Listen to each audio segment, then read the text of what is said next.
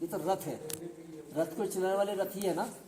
जब ये रथी निकल जाता है इस रथ से, क्या कहते हैं कि अर्थी जा रही है। अर्थी माने क्या, ए माने नहीं, और जो इस रथ को चलाने वाला रथी था ना वो निकल गया, तो रथी तो अलग है, तो अर्थी जा रही है, मतलब रथ जा रहा है, शरीर जा रहा है, जो पांच तत्व विलीन करने के लिए हम उसे जलाते हैं। और फिर बाद में क्या करते हैं, उसे कपाल क्रिया करते हैं। कपाल क्रिया किस लिए करते हैं, उसको बर्तन को इसलिए फोड़ते हैं कि जो आत्मा जो निकल गई है ना, जो रथी जो निकल गया, तो उसको दूसरा कोई तांत्रिक व्यक्ति इस बर्तन को खोपड़ी को निकाल करके इस बर्तन में फिर दोबारा सिद्ध कर ले। और सिद्ध करके क्या करते हैं, आज भी कहा है ना कि बोतल में जिंद को कैद कर लिया और फिर उसे दुरुपयोग करते हैं।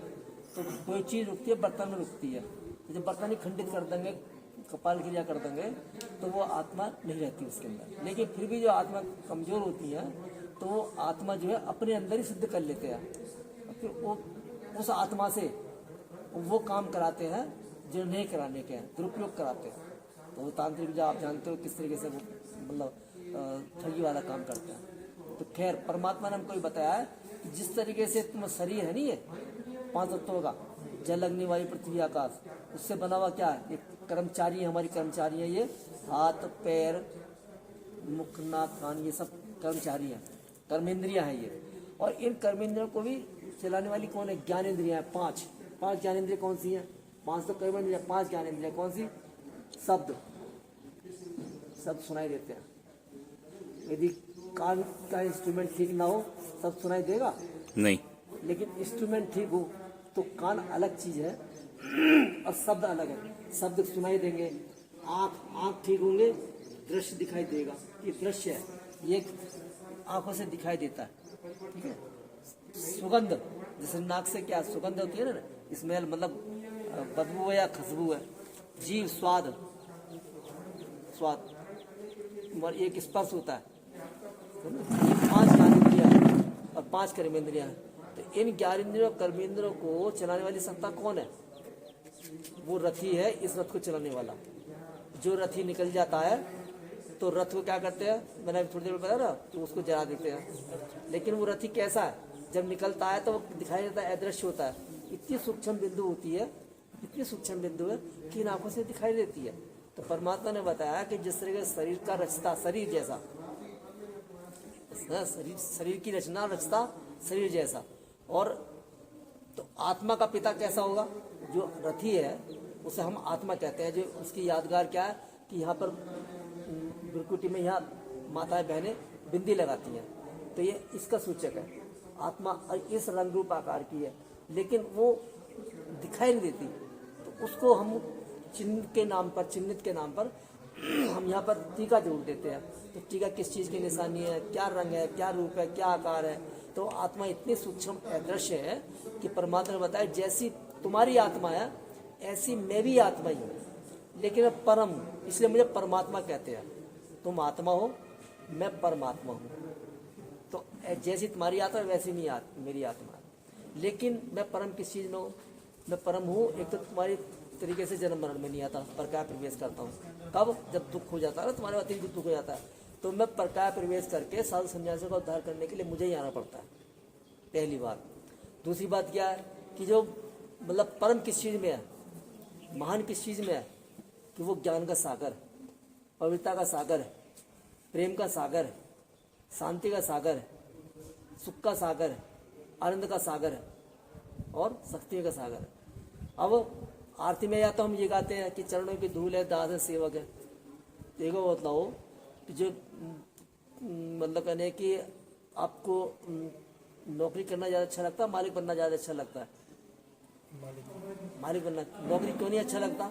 देखो नौकरी कहाँ जब भी करेंगे वो एक तो सीमित तनख्वाह देगा, वेतन देगा।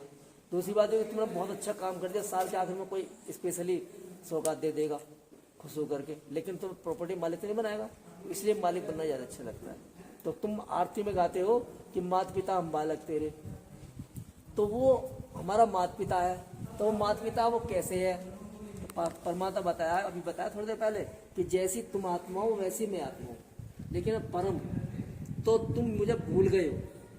तो भूलने के कारण खुदा ने खुद आकर के खुद पहचान दी है कि बच्चे तुम एक आत्मा हो, रथी हो, और मैं भी मतलब कहने कि रथी को हो, आत्मा ही हूँ, लेकिन अब परम मैं पर का प्रवेश करता हूँ तुम्हारी दुखों की पुकार सुन करके, क्योंकि तुम आते हो ये भी दिखाते हो ना कि दुख करता सुख करता आओ, विषय विकार मिटाओ पाप हरो देवा।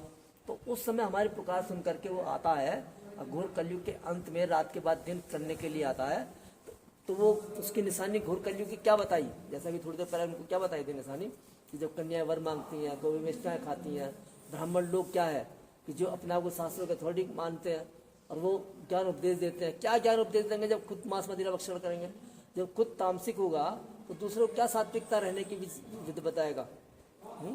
तो जब वो ऐसे साधु सन्यासी भी जो मतलब ग्रस्त से परेशान हो गए, उन्होंने क्या करा, ग्रस्त को बुला लिया शहरों में और आश्रम बना लिया जंगलों में जा करके, और फिर उनको जो अन्नदान जो पहुंचता था वो भी गृहस्थियों का पहुंचता था। तो कहते हैं जैसा अन्न वैसा मन। तो चूंकि गृहस्थियों का अन्न होता था, विकारी अन्न होता था, तो उनको खाने से क्या बना, उनका भी अन्न दूषित हो गया। तो जैसे कि विश्वामित्र क्या कहते हैं कि जब तपस्या कर रहे थे तो वो मतलब कोई उसकी मोहिनी रूप धारण करके और कोई डांस करने लगी, तो जब उसकी आंख खुली तो क्या हुआ, मोहित हो गया, उसकी तपस्या भंग हो गई।